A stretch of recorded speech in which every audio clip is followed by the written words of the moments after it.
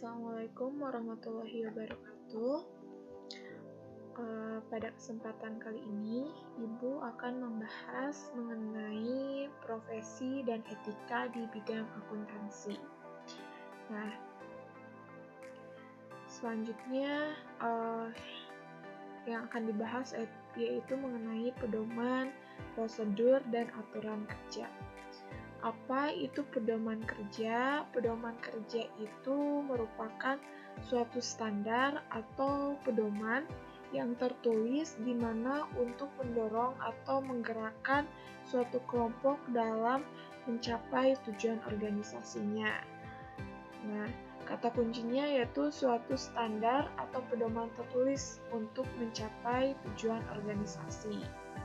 Nah, selanjutnya apa itu prosedur kerja, tata kerja, dan sistem kerja. Nah, untuk prosedur kerja sendiri, prosedur kerja itu rangkaian dari tata kerja yang berkaitan satu sama lain, di mana menunjukkan adanya suatu urutan tahap demi tahap, serta langkah demi langkah yang harus ditempuh dalam rangka menyelesaikan suatu bidang tugas atau pekerjaan. Nah, bisa juga prosedur kerja itu merupakan rangkaian dari tata kerja. Nah, lalu apa itu tata kerja? Tata kerja itu merupakan cara pelaksanaan seefisien mungkin atas sesuatu tugas di mana tetap mengingat tujuannya, lalu peralatannya, fasilitasnya, waktu, dan biaya yang tersedia. Intinya tata kerja itu cara pelaksanaan kerja, cara-cara pelaksanaan kerja. Nah, selanjutnya yaitu sistem kerja. Sistem kerja ini yaitu suatu rangkaian dari tata kerja dan prosedur kerja. Nah, selanjutnya profesi di bidang akuntansi. Nah, kita harus mengerti dulu karakteristik apa saja, karakteristik profesi apa saja. Nah, jadi profesi ini memiliki karakteristik. Karakteristiknya itu yang pertama adanya pengetahuan khusus. Artinya apa?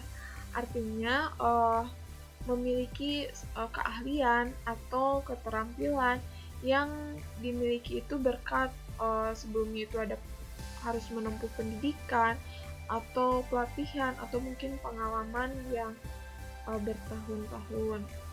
Nah, selanjutnya ada kaidah dan standar moral yang sangat tinggi. Artinya hal ini biasanya setiap pelaku profesi itu mendasarkan kegiatannya itu harus ada kode etik profesi. Nah, selanjutnya mengabdi kepada kepentingan masyarakat. Jadi bukan untuk kepentingan pribadi saja. Dan yang terakhir adanya asosiasi profesional atau organisasi dalam suatu profesi tersebut. Nah, akuntan itu banyak macamnya, yang diantaranya ada yang namanya akuntan publik. Akuntan publik itu seperti apa tugasnya? Akuntan publik itu tugasnya yaitu seperti pemeriksaan atau audit, terus jasa perpajakan, terus bisa juga memberikan jasa konsultasi manajemen yang diperuntukkan untuk masyarakat publik. Selanjutnya yaitu akuntan internal. Jika tadi akuntan publik untuk masyarakat, akuntan internal ini dikhususkan untuk internal audit internal perusahaan. Nah, bisa dibaca tugasnya ada menyusun sistem akuntansi, menyusun laporan, dan menangani masalah perpajakan. Selanjutnya yaitu akuntan pemerintah. Nah, akuntan pemerintah tentu untuk lembaga akuntan yang disediakan untuk lembaga pemerintahan. Biasanya seperti BPKP atau juga BPK.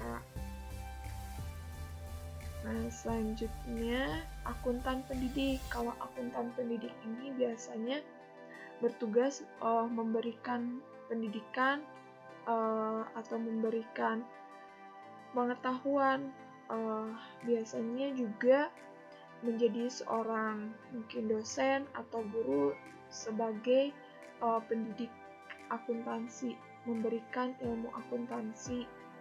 Nah, di sini bisa dengan melakukan penelitian, pengembangan akuntansi, mengajar, dan menyusun kurikulum pendidikan akuntansi di sebuah perguruan tinggi.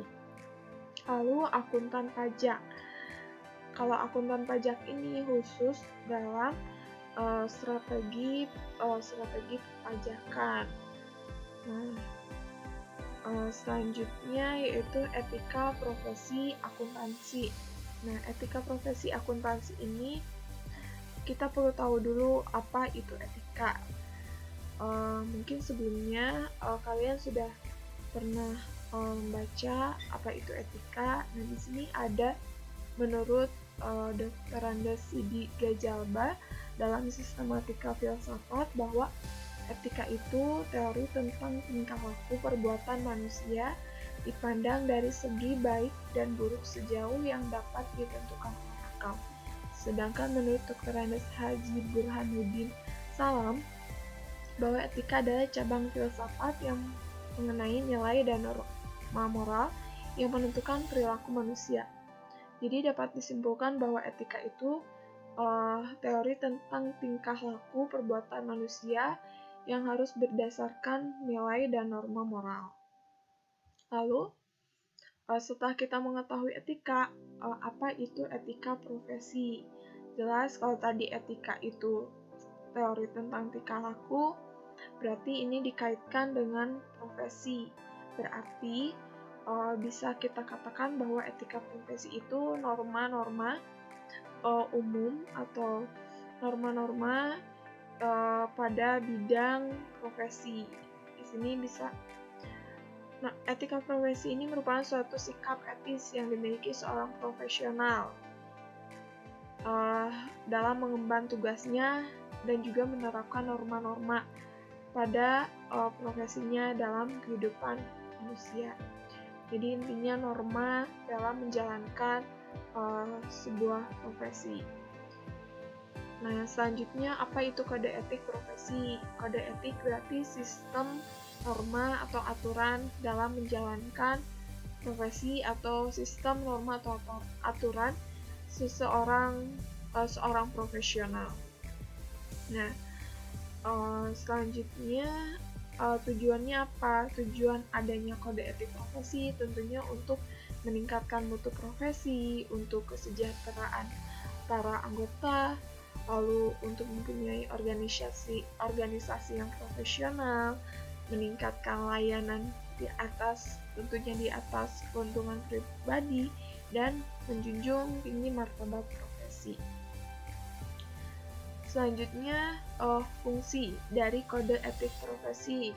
Yang pertama yaitu pastinya sebagai pedoman bagi anggota profesi, terus sebagai sarana kontrol sosial bagi masyarakat atas profesi yang bersangkutan, dan mencegah campur tangan pihak lain atau pihak di luar organisasi profesi.